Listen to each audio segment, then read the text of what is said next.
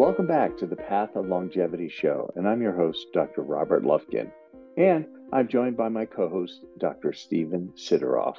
Studying longevity is not complete until we take a close look at DNA. And today we're fortunate to have one of the experts in the field. Kashif Khan is the founder and CEO of an important company in the DNA longevity space that we'll be talking about, and he'll share his knowledge with us about all aspects of DNA. Kashif, welcome to the show. Oh, it's a pleasure. It's a great thing you're putting on for everybody. So we're happy to be here. We're so excited that you're able to join us on this episode. But before we get into it, maybe you could just take a moment and tell us how you're a little bit about your background and how you came to be so interested in this space. Yeah, completely unintentional. I didn't come from the industry. It was really, and you hear this a lot in these sort of great functional medicine type stories where it's a self-healing journey. So I was wrought with like a bunch of different issues, eczema, psoriasis. And but when I say eczema, it wasn't a rash. I meant I couldn't open my left eye, literally, right? Psoriasis, my knuckles would bleed if I were to clasp them like this. Migraines, which was probably the worst part. My business partner, when used to have to drive me home, I'd be pulling over and vomiting, partway through from the pain. That's how intense it was. Gut issues and depression issues. So now that I painted that beautiful picture of who I am in my bio, it all went away. And it didn't go away immediately. At first, obviously, headache, you go to the doctor, you get to go to a gut doctor, go to some psychotherapist about the depression. So I had, 5-6 different siloed approaches to 5 or 6 different problems and multiple pill prescriptions. And I kept asking everybody, why is this happening? That was my big question, because I had never been sick before that. I never experienced much in terms of needing to go to a doctor, right? So, and that's the answer I wouldn't get. I couldn't to me, it's like, am I eating something wrong? Am I exposed to something wrong? It didn't make sense to me, all this stuff all at once. And I couldn't get that answer. So I started digging, and I found some functional medicine practitioners. I found some homeopathic practitioners and naturopaths. I started learning all this stuff. And it all came down to, why am I expressing or behaving differently than the people around me, even if I was food or environment, because they're eating and experiencing the same stuff. And that's when I dove into my DNA. And I found that there were some key genes that, forget about what version or what, I didn't even have them. I was completely missing. They're called copy number variations, completely missing very protective genes. And what the root of all of this was, my office was sitting a few floors above a manufacturing company. And they were pumping toxic pollutants into the airway. And I was sitting there for 8 to 12, sometimes 15 hours a day, depending what was going on. I'm missing key glutathione pathway genes. So the ability to bind these toxins, send them to the liver, clear them from the body. And so they were causing crazy inflammation. And I started having all these inflammatory conditions like headaches, like eczema, like gut issues. And then I started to have autoimmune conditions like psoriasis, for example, right? Because the body can only take so much. So when I learned this and I targeted that, I'd stopped targeting the problems. I started targeting the failure in my genome. It all went away. And it's been, what, I think good 5 years now. I have not been sick since then. I don't even catch a common cold anymore. It's truly, my kids come home from school sick and I don't get it. So anyways, long answer to your question, but that's kind of the journey I went through. And I learned that this is something that everybody needs. Well, that's such an important point that without looking at our DNA and our basic structure, we can do all these lifestyle things, and we may not be aware that because of our own personal DNA modifications that we have, we may be more susceptible, in your case with the glutathione issues. Right. So it's so important to look at that. It seems like, well, before we kind of dive into that, maybe you could tell us a little bit about, we ask our experts kind of the way you look at longevity, and then how inflammation plays into that. Why do we age? What is inflammation? How does that play into it? So the more we dove into, so what we did was something really cool, is that we spent 3 years studying 7,000 people. And this is what I believe, like looking at it from the outside, what was missing from genetics. I would talk to the clinician, functional medicine doctor, my MD, and the genetics and these people, there was a big gap in between. They didn't talk. So the geneticists didn't understand what the clinicians need, and the clinicians didn't understand what the geneticists were trying to tell them. And so that's the research I did. I spent 3 years studying 7,000 people with our team to understand, why did this person with an 80% propensity for Alzheimer's not get it? And why did this person with a 60% chance get it a lot sooner than they were supposed to? So what are those epigenetic factors, the environment, nutrition, lifestyle choices? Some are obvious, some are not, that created a load on this person's poor genomics that then led to a health issue, right? So now, having said all that, I learned over and over and over and over and over again, no matter what problem we were trying to solve, it all came down to innate cellular health. What does the terrain look like? Head to toe, right? What's going on at the cell level? There's multiple insults that can take that in one direction or the other. Environment is a huge silent one that we don't pay attention to. And that's what it was for me, is that there's all these things that at the ability to protect and recover the cell, right, genetically, that's the big gaping hole. And to paint a picture as to why, and we can dive deeper into it after, there's a misconception that we are wired like our ancestors, meaning grandma and grandpa. Our ancestors, if you look at our DNA is 250,000 years old. We have not changed in 250,000 years. So when we say that we're wired like our ancestors, but we won't go past grandma and grandpa to understand what that means, the habits that we are forming today and utilizing today, the environment we're in, the food we eat, the exposures we have, versus 250,000 years of history and what we're actually designed to do, the reality we're in is a tiny blip in this sort of chronology, right? And so now you start to understand why we are completely failing health-wise versus what we live in. We're not wired for it. So that's, in a nutshell, if I took all of what I learned from these 7,000 people, here's your nutshell. We are not wired for our reality, and that's why we're so sick. So it's such an important point. So then to recap, then we're not primarily wired like our grandparents are, but to really understand it, we need to look back to hundreds of generations, hundreds of thousands of years to that many people talk about pre-agricultural times, hunter-gatherer times. Is that where we're going with it? So modern agriculture is 10,000 years old, right? So even that is a blip in time. And even that modern agriculture, the current agricultural practices are maybe 100 years old, right? So there used to be, if you talk about 10,000 years ago, thousands of grains, literally thousands. Now there's 10 core grains that we rely on because everything's industrialized and sort of standardized across the planet. And that's why this, threat of gluten is such a threat that didn't used to be. It's because we want the soft, fluffy stuff, right? That's what's easy to sell, easy to buy, easy to market. So you can't compare this reality we're in versus what our ancestors lived through. If you look at bread from 10,000 years ago, it was a source of protein. It was like eating meat, right? Read the nutrition label on today's bread. It's not made of that same stuff. The plants themselves were vibrant and thriving. The ratio of a current plant, which is usually, some, I would say, less than 5% proteins, and then there's fibers and other minerals and nutrients. It was very much the opposite. You could be a hunter-gatherer and not need to kill an animal and be a sort of protein-rich, good muscle building off a plant. So the reality of what we're living off, to your point, it's not the same. So having said all that, that's the good stuff. What do we eat? But there's everything else. What about the environment, the chemicals, the stress, the lack of sleep? These are all new factors that we didn't have to face before. Yeah, and then what you're saying too, that as far as the personalization aspect, that we all have our inherited DNA, but individually we may have that issue with glutathione, the detoxification pathway that you had, or I may have something with inflammation that I can't handle, or I can have a leaky gut mutation or something like that. But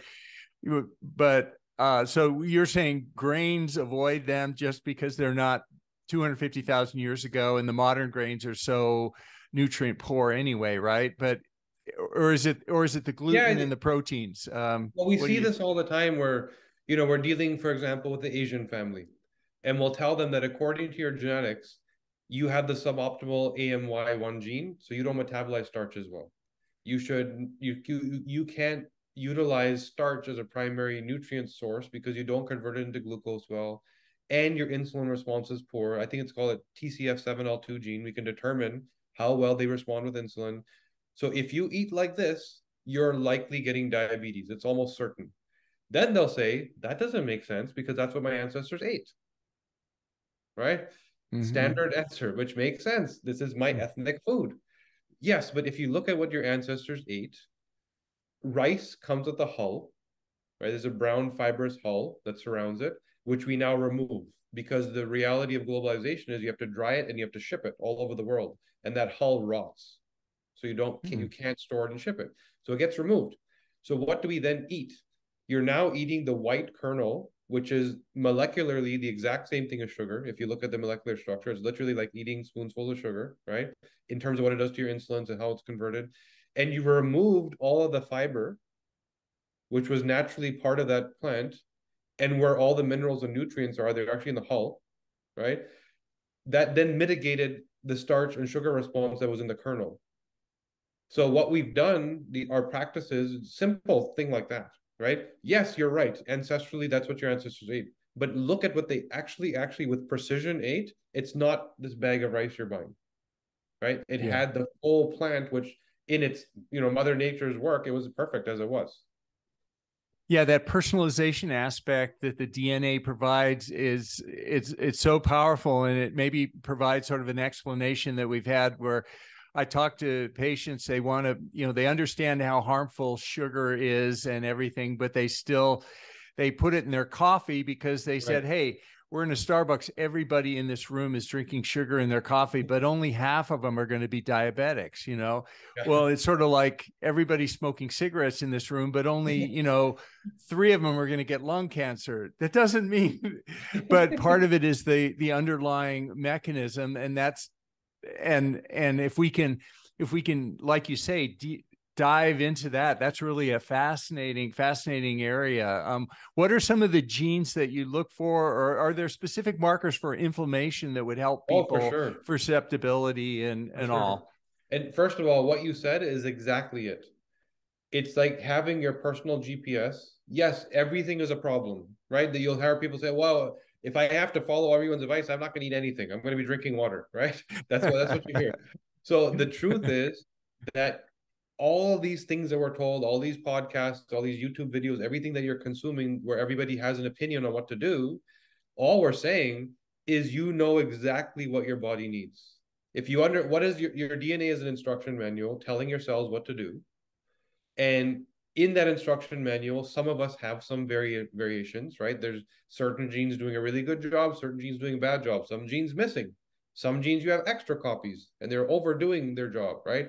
So if you understand what your map looks like, if you go buy a microwave or a car, you read the instruction manual, you don't just start pouring oil wherever you want. You figure out what the right cap is and put it in the right place. You take care of your car at that level. What we're saying is we now have a human instruction manual we can read that tells us exactly, should I be a vegan? Should I do cardiovascular exercise? What happens when I don't sleep properly? Why don't I sleep properly? Why do I have anxiety all the time? Why is it the same exact work makes me feel like this, but it makes somebody else feel like this? Why do I have no motivation? Every decision we have to make that we're trying to solve when it comes to health and wellness, you don't need to go through trial and error. You don't need to go through one size fits all. You don't need to take what worked for somebody else and hope that it works for you and go through 5, 6, 7, 8 different things before you find the thing that worked, while all along probably hurting yourself in the things that didn't work, right? So that's it, to your point, exactly what it is. It's that personalization on day one, whatever you're working on works because you're doing exactly what your body needs and you're removing exactly what your body can handle. And going back to your question about inflammation, so if I think about sort of baseline, and there's a few things we can talk about. The first thing I think about is oxidative stress, right? And when we think about inflammation is the root of sort of degradation of the cell, your damage to your DNA, right? So the DNA gets damaged, it truly starts breaking apart, the cell starts opening up, and then you start to have sagging skin, whitening of the hair. That's the signs of what's happening at the cellular level. They're just not as healthy as they used to be. So that inflammation, oxidation, is regulated by the SOD2 and GPX genes. SOD2 being by the primary, so SOD2.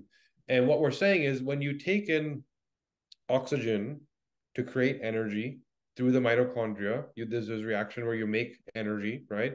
And there's always a byproduct whenever you consume any fuel, including oxygen in the cell, of smoke, right? You burn anything, you're going to get smoke. So some of us don't do such a good job of clearing that oxidation. That oxidant is actually what it is. Oxygen becomes oxidant.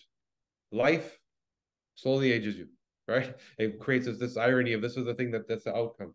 So the way we deal with that at the mitochondria is we need to clear it from the cell, like truly get it out and put it into the blood for the next job to happen. But let's get it off the cell.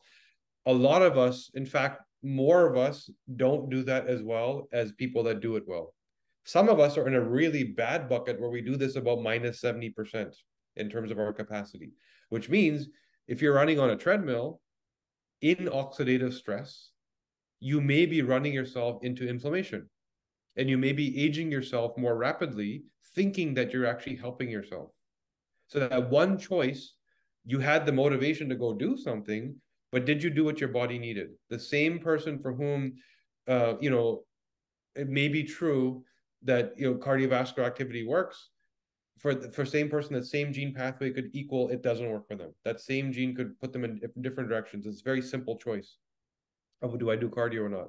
So for that person, what ends up happening? Okay, now I don't deal with antioxidation well. It's sitting there and choking and suffocating the cell, and it's becoming more exponential the more I do this. And then step two, how well do I then deal with the clearance in the glutathione pathway? There's a gene called GSTT1 think of it in the simplest terms, these traffic cops in your blood that are meant to go find all the nonsense and send it to the liver and get rid of it. So step one, you may not be dealing with the clearance that well. And of the little that you're clearing, how well are you then removing it from the blood? That's GSTT1. This is a gene where it's possible to have what's called a copy number variation. Meaning, forget about what version, you might not even have it. Just missing. Why? Because our ancestors, if you think about who they truly are, didn't need it. They didn't live in our reality where they were constantly having to remove stuff from their blood that was a toxic insult. So that combination now leads to these inflammatory agents head to toe in your vasculature causing inflammation. Where are you going to get the problem? It depends where your cellular structure, whether it's cardiovascular or breast health or brain health, isn't doing well. So that's the thing that will sort of cross the threshold first and turn into a disease. Yeah, I love the story of these genes that have one function in our ancestral world, but in our modern world, they're negative. And that you hear about ApoE Right. with its involvement with Alzheimer's disease, and then also cardiovascular disease. That's such a fascinating story because ancestrally, ApoE. No, let's see. Ancestrally, ApoE4 was the most common, right? That had the Yes. survival advantage because it drove inflammation. Yes. And then now people who have ApoE4 at increased risk for Alzheimer's and cardiovascular disease because of the inflammation, a common root cause for both those diseases, right? And that's true. And the root of that is when you think about inflammation ancestrally, it was acute, and periodic. It's situational, meaning I cut myself with a knife, a rock fell on my finger, right? Something, I was working and something happened. I went to battle. We are suffering from chronic inflammation insults, right? It's not that once a month I did something wrong and I hurt myself and now I need to recover. You needed that inflammatory response. And that, like you said, the people that dealt with which is now the problematic ApoE44 used to benefit from that because their reality was very different. And we are still wired for that reality. Our body, when you're born, still thinks that's what it's being born into. And those people are meant to benefit from that variant. Now what happens? You live in LA, you go in traffic for 2 hours, it's the equivalent of a pack of cigarettes. Like truly, it's actually equivalent to smoking a whole pack of cigarettes. You live in New York, you're running, jogging down the street, thinking you're doing something great, breathing in all that pollution, right? You buy a mattress, it has toxic fire retardants on it that you're breathing for 8 hours at night for the first few months as it's off gassing. You buy a memory foam mattress, you're rolling around, popping up all these little air bubbles and off gassing and breathing those in, maybe not having the right detox genes to clear them. So all of our habits are not aligned to, I work on agriculture on the farm and once a month I hurt myself. So inflammation is the best thing I could do to fix it. To now this chronic, ongoing, everyday inflammatory insult that my body is constantly trickling away. And the ApoE44s are now overdoing it. And now Yeah. we're also living longer. So the body is exposed to this for longer, which means cognitive decline sets in for a larger percentage of people. Cancer set in for a larger percentage of people. Cardiovascular disease, which is rooted in inflammation, sets in for more people because we're there for longer for that exposure to happen to eventually lead to the disease. Yeah, that's such an important point for inflammation, the theme of this conference.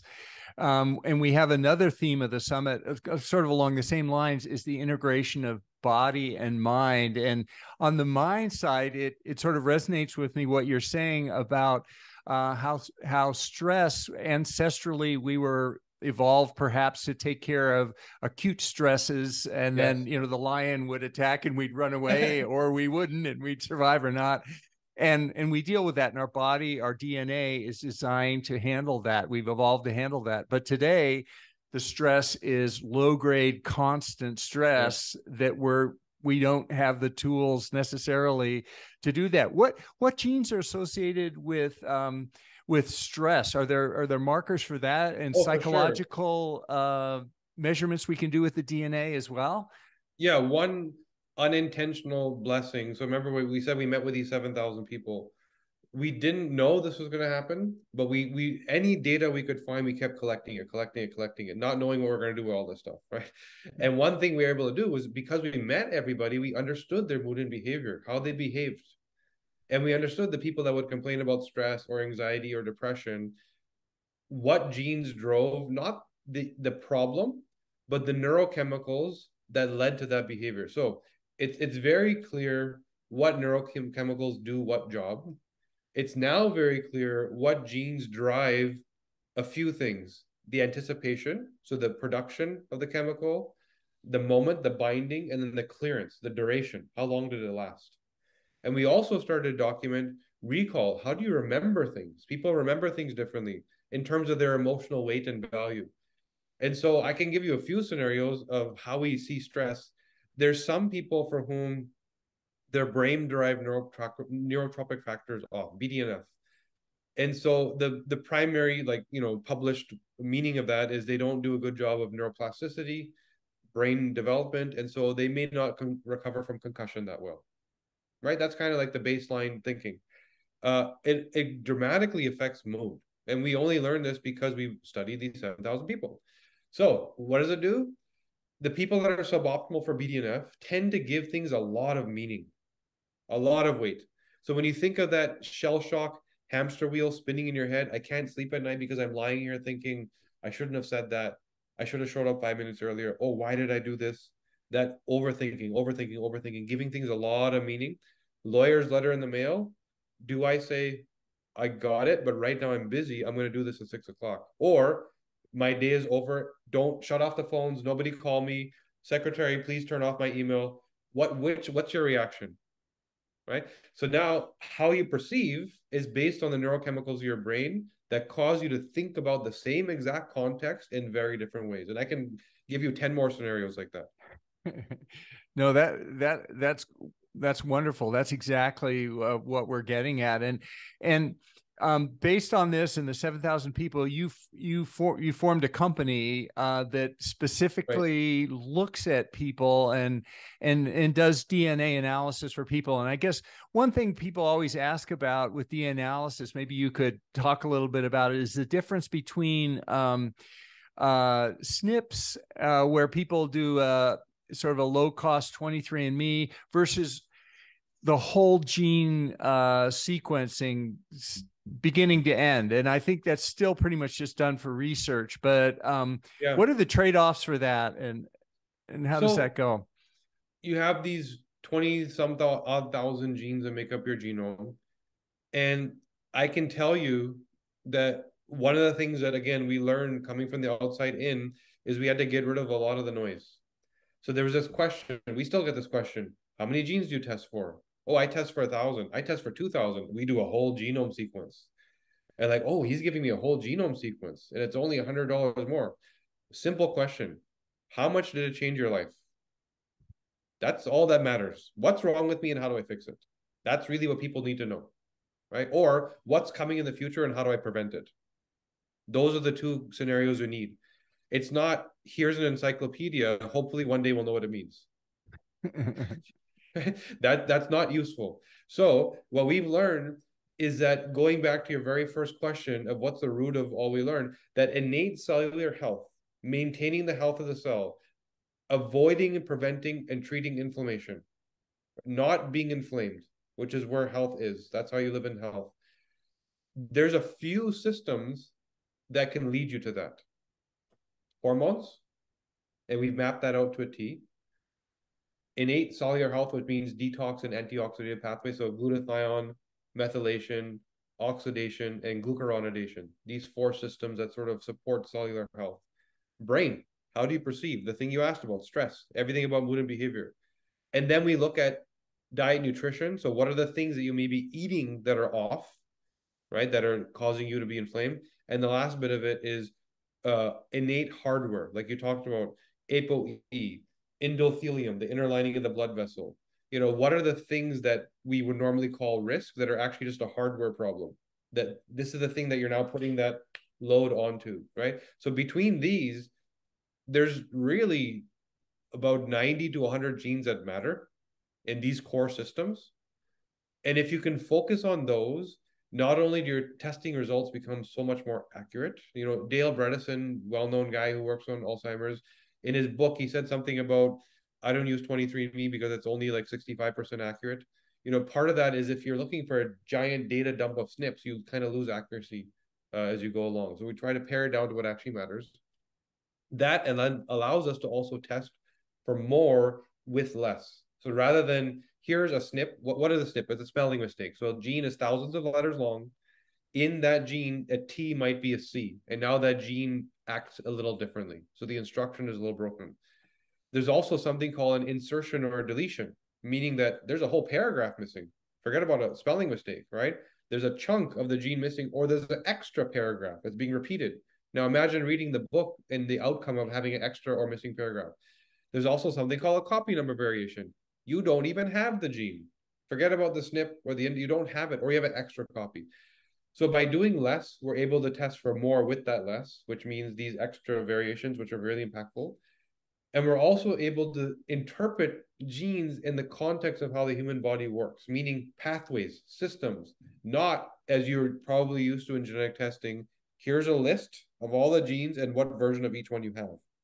That's not the way the body works. The body isn't 22,000 individual instructions. There's systems and pathways that we already know. The endocrine hormone system, there's a cascade for how we make hormones and how we clear them and how toxic they are or not toxic they are. So if we start with human biology, we already know that really well.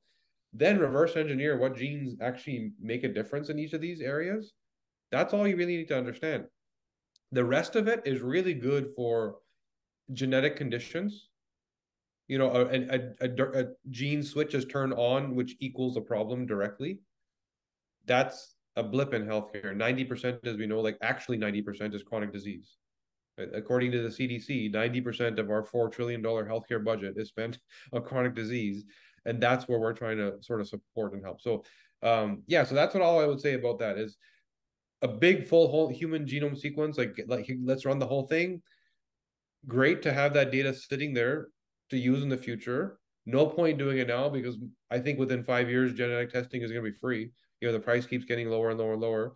So there's no point you having a bunch of data that is dumb data. You have to be able to ask it the right question and use it. You have to do something that's functional in nature, functional testing. as per the way the body works, not a bunch of genes, because that's not what the body does. So to emphasize then, the epigenetic, the epigenome, DNA methylation, some of the other guests have talked about that, and that responds to lifestyle and programming in these DNA methylation clocks. But the fundamental, the basic DNA drives everything and sets the stage for what food we should be eating, how much exercise we should or not, or how our body responds to these things. And that's really the DNA analysis gives us a foundation of where we can start in planning our lifestyle and approach to the way we program our epigenome as we go through life, right? And I think you're exactly right. It's that you're constantly making choices about everything. So what's the right choice? Don't guess. The epigenetic load, which is truly what triggers them. So you could be born with the worst hormonal structure. Doesn't mean you're getting sick. You could be born with the best hormonal structure. Doesn't mean you're not getting sick. Same thing with cardiovascular, same thing with the brain. The epigenetic load has to be there to trigger the problem. When we're talking about chronic disease, you're not born with diabetes and breast cancer and all these things. Why do these all happen later in life? Because up until then, first of all, your body is resilient. It will fight. It is fighting these things for probably decades before it actually triggers. As you age, your mitochondria depletes, your hormones deplete, and you've been exposed for far too long. So then you're able to cross that threshold and get sick. So all we're saying is, what are those choices that actually led to you getting sick? If I tell you that you make a toxic estrogen, so some women are more estrogen dominant. It's very easy to determine genetically. They make a lot more estrogen than others. And you also are estrogen toxic. There's 3 potential estrogen metabolites, 4, 2, and 16 hydroxyestrogen. 2 is good, 4 and 16 are toxic. And your detox pathways we talked about are off. So maybe you're estrogen dominant, estrogen toxic, and you don't clear it so well. So now we have a profile that points to risk, but you're not yet sick. What if that woman doesn't understand hormone disruptors and endocrine disruptors, and she's breathing in the wrong things, eating the wrong things, the wrong stress, the wrong sleep, and she's adding that epigenetic load, right? What if that woman keeps doing that until menopause, where she no longer clears that toxicity because she doesn't have a menstrual cycle anymore? That's where the disease sets in, right? So this person that was born with this profile wasn't born sick, and they don't have to be sick. They just need to know what their threats are, their personal red flag. What are the top 5 things I need to do? Right. Yeah, and that's every system, every disease.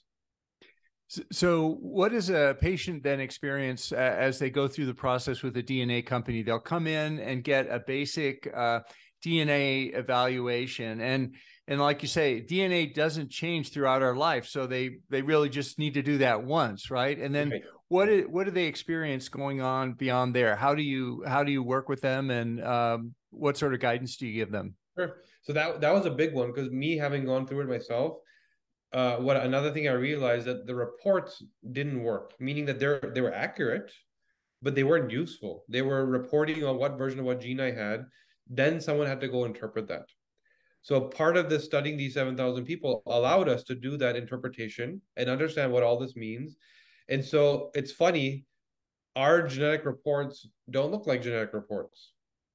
And outwardly, a PhD will tell us this is not the way it works. But we're saying this is how it works, like actually works for people, which is people don't care about the DRD2 gene and the COMP gene and the CYP19A1. They care, like I said, what's wrong and how do I fix it? What's coming and how do I prevent it? If it's that simple, meaning I need to see the word anxiety and I need to read what's going on in my body and I need to know exactly what to do. I need to read the word keto diet and I need to know exactly how my body handles that and know what to do about it. I need to see the word cholesterolemia and know exactly why that would happen to me and what to do about it. So it's breaking it down into the problems we're actually dealing with, and then providing the recommendations that are epigenetic in nature. It's not, I see you have elevated risk of cholesterolemia because you have poor endothelium health. and you don't deal with oxidative stress well, what we talked about earlier, and your detox system is poor. So we now know you have the things going on biologically that could cause inflammation here in your bad hardware. So you're more likely to get cholesterolemia. So that risk profile, now we need to tell you what to do about it. Since we're thinking about the disease in a unique way, it's an inflammation path, not a heart disease path, not a heart disease. It's an inflammation disease for the most part. If we now rethought about what the disease is, we also need to rethink about what to tell you to do about it, right? Which is, here are some supplements that actually help you build up that glycocalyx, that inner membrane, so that you're more resilient. Here are some things that you can eat that actually remove oxidation, that help you support that, to support mitochondrial health. Here are some precursors to glutathione that you can take that help you clear these toxins from your bloodstream.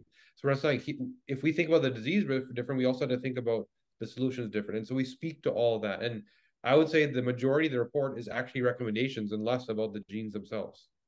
And how much heterogeneity are you seeing in the population? In other words, are there, given that everybody has different basic genome, and we all may have deletions or missing or mutations, but for inflammation, for example, are there certain trends, in other words, certain dietary trends for minimizing inflammation? Or is it maybe some people need to avoid carbs, but other people should eat a lot of sugar or something like that? Yeah, so it's funny because our data is a little skewed because we're seeing people that need help. So we don't have mass population data, which I think to me is even more important because we're not seeing the mass. We're seeing the people that actually got the problem. And here's a really cool insight. So we have 7,000 people. Out of them, I would say 500 were probably just executives that wanted to be better. So they weren't necessarily sick, but 6,500 were people with a problem that needed support. Now, our data shows that there's a gene called GSTM1, which is the primary glutathione driver for the gut. So think of it as your first line of defense. When you're eating current North American toxic food, if you're not very careful, pesticides, chemicals, drying agents, plastics, heavy metals, all of these things that are coming along with your food, how well is your gut blocking and preventing that from entering the bloodstream? 49% of the people in our 7,000 database don't have that gene, completely missing. 46% only have a 50% level, meaning that they're missing one copy. So only 5% of the people that came to us that had a health problem actually efficiently removed or blocked toxins from their gut, which directly correlates to every functional medicine practitioner out there saying, heal your gut and heal yourself. The reality, again, of our food and everything that we're eating being a root cause of disease, combined with our guts weren't designed to deal with that food also, you're seeing the people that are complaining that I have a problem are coming in missing this gene. And now, sorry, go ahead. No, go ahead. I'm sorry. I was just going to say, we did on this particular one look at mass population data to compare, and the data is not consistent. So on the mass, it's not 49%. It's a tiny fraction of that. So you're seeing that the people that have this profile, they're more likely to get everything. It's not that you have a gut problem, you have a cholesterol problem, you have a breast cancer problem, you have a migraine problem, you have a depression problem. Because the gut, if you're not dealing with it properly, leads to gut dysbiosis, leaky gut, toxic substrates directly into the blood, leaky brain because the blood-brain barrier doesn't protect you from those things. And then you just have this general inflammatory environment, and that leads to everything. And we're seeing this over and over again. So that it's so interesting. You could have two friends that live their whole lives eating the similar North American diet. One has this gene mutation that drives inflammation.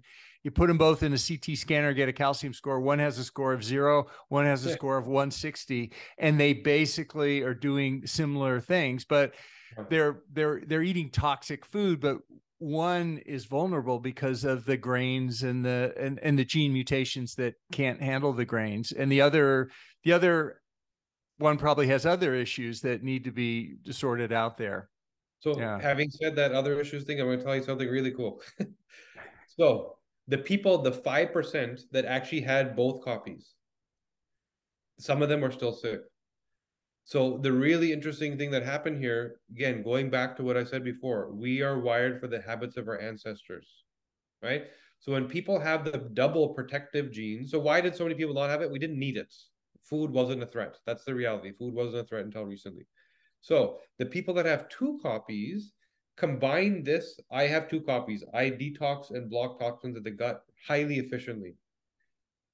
Combine that with the reality of the food that we're eating, which is so toxic and requires so much detox and requires so much struggle. These people are now suffering from autoimmune conditions. Interesting. Yeah. Yeah, a Huh. really unique phenomenon. So good doesn't, if you don't understand the functional interpretation, you don't know what the gene means. And this is why we study those 7,000 people, because what's published about what the gene does isn't enough. We need to see it in today's 2023 context, like what's happening today. What's our reality today? Not, 5,000-year-old. And that's the truth, is that these people, because they so efficiently clear and detox and prevent all this stuff from causing damage, and because there's so much of a load, it's triggering autoimmunity. It's triggering, I need to fight so hard that I'm fighting myself and I'm making myself sick. Yeah. Crazy Yeah. phenomenon. It's a great point. Well, one of the other things with the DNA company, I guess, versus other companies, is that you don't resell the data. In other words, the personal data. How important is that, and why is that important? Like, say, versus 23andMe, which makes more money reselling the data than they do charging for the test, but they are able to. The test is very inexpensive, but you pay for it with your privacy, essentially, Yeah. right?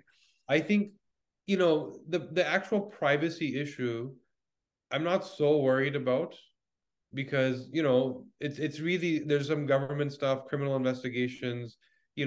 Really, the worry to me is, if you're designing your product as a data collection tool, because that's how you make your money, you don't make it on the, this is the problem, like you said, you only test your DNA once, it doesn't change. So how is that a good business model? You never deal with the customer again. So all these companies said, hey, let's help pharma and help all these guys collect data, because we know everything about these people. So now my main concern is that if you're buying tests from an industry that is designing the tool for the real customer, who's the data buyer paying them $5,000 as opposed to your 300, that's who the product is designed for their efficiency, not yours. Which means the thing you bought isn't giving you what you could potentially get from it. If it's not designed for you, it's designed for data collection. It's not laid out in all these things that we said: pathways, interpretation, insights versus just data. How do you take it away from genetic conditions to chronic disease, aging, performance? You don't get any of that, because it's a big list of SNPs, and they tell you what each SNP means, and you got a 60% chance of this and an 80% chance of this. Good luck. Yeah. That's Yeah. testing. So, and that's my bigger concern, is that, yes, of course, our privacy, we should, there should be our autonomy, we should control it. And if you don't like your data being sold, don't work with that person. But the big concern is this underwhelming, sort of unfair experience of, I paid you for this thing to mine it and tell me everything, but you're only telling me what you're limited to because your product is designed for them, not for me. Right. Yeah, that makes a lot of sense. Well, in looking at all your analysis and your experience with all these patients, what are some things that are there recommendations you could make generally, sort of, for that everybody could do that would likely help them minimize their inflammation across the Yeah, board? Now, given that they're all going to have different genetic sure. foundations, are there general things that most people will lower their inflammation? I would say the thing that consistently, that sort of people were completely clueless about and needed the most education on, is environmental health. Right. So the thing that is that extra layer of problem that we didn't have to deal with before, and it's becoming even more worse than it ever has been. You know, when you think about something like autistic children, 3 generations ago, it was 1 in 10,000, I think, kids was autistic. Then last generation, it was 1 in 500. Now it's like 1 in 40. We know that the kids didn't change. We know that our DNA has been the same for 250,000 years. What changed is the environment, their exposures, what they're fighting, what they're coping with. They're the same kids, right? So this in itself should paint a picture for you of how much environmental health is a threat. If we've gone to that exponential 1 in 10,000, and I'm sure before the 1 in 10,000, it was probably 1 in millions, right? With the reality of what it was like before that. So this is how much the things that you're breathing and the things that you're eating and the things that are touching your skin are making us sick that you don't even know. The things that are supposedly safe, which maybe in in a test tube or a petri dish come out as safe, the reality of how your body works is very different than that petri dish. And so where do you get your cleaning done? What chemicals are you using on your countertops? What's in your lawn? What pesticides are you using? What was your food grown in? Right? What kind of mattress are you sleeping on? What's in your air vents? This is constant, right? This is constant. So that one big thing, if you do that one big thing, there's a huge load of environmental sort of inflammatory insult you can remove that will make you thrive. Why aren't people more aware of that? People say they like the new car smell because, they're off gassing all these things, or they, I mean, it is so important, and the evidence is there, like you say, for these things, and the growing rates of not only autism and all the chronic diseases are just going through the roof. Why isn't everyone, what's the pushback on that? Why don't we see the healthcare industry stepping up, or any industry stepping up on this? So we need another hour just to answer that question. That's a whole other conversation. Sure. The reality is that it's and our entire system, our economy, the way we live is based on what we just described, right? And our entire medical system, not the fault of the doctor. The doctor is utilizing the training they have to do what they can do, meaning that their toolkit is limited. The toolkit they have is go do whatever you want, and when you break yourself, call me and I'll fix you. Right? Yeah. Versus, let me tell you what to do so you don't need to see me. That's possible. Both of those things are highly possible when it comes to chronic disease and aging. So the problem is we're using the first toolkit, which is I am trained. I'm not a doctor, but if I were, I'd be trained on when you break something, call me. And the thing you're complaining about, I'm going to fix that. I'm not even going to ask why it happened because that's not my job. I'm not trained on, and I don't even know I'm supposed to ask. So the tools I have available to me are only for that job. The thing that hurts, my check mark of success is the pain is gone, whatever that thing is. And so we never ask. We don't ask, why is there so much cardiovascular disease? We don't. Genetically, we have bad hearts. Genetically, you have risk of cancer. No, genetically, we can't fight off breathing in pollution, for 40 years. Genetically, we can't handle not sleeping properly. Genetically, we can't handle our hormones being disrupted by the pesticides making our lawn so beautiful. That's the truth. But those things mean that nobody's sick. If you deal with that stuff and you're saying 90% of a $4 trillion industry doesn't need to happen. Yeah, so, no, I love the visual. Somebody once said about a game called whack-a-mole, where you hit the little things, and that's the way modern medicine is. Somebody will come up with chest pain, and they'll put a stent in their heart, in the coronary artery, and then they'll put them on statins, they'll send them home, but they haven't done anything to correct the underlying disease. They have hypertension, they give them a blood pressure medicine, the blood pressure goes down, but they still haven't changed the underlying disease, or diabetes, or don't get me started. We need another hour just for that. But it's so cool that you use that analogy, because we were talking earlier offline about our book that's coming out, right? Yeah. And the introductory chapter is called Medical Whack-a-Mole. Okay. So we literally said that this is what's happening right now, right? So anyway, yeah. Tell us, I think when this summit is live, tell us the name of your book. I just pre-ordered it on Amazon myself, so I can't wait to get it. It's available now, and will maybe even be out by the time this airs. Right after, it's coming out in May, so right after the event. And the DNA way, it wasn't my intention to become an author, but what I realized after speaking to audiences like this and working with professionals like you that are doing such an amazing job creating that advocacy is how little people realize how much they can gain from their genetics and how foundational it is.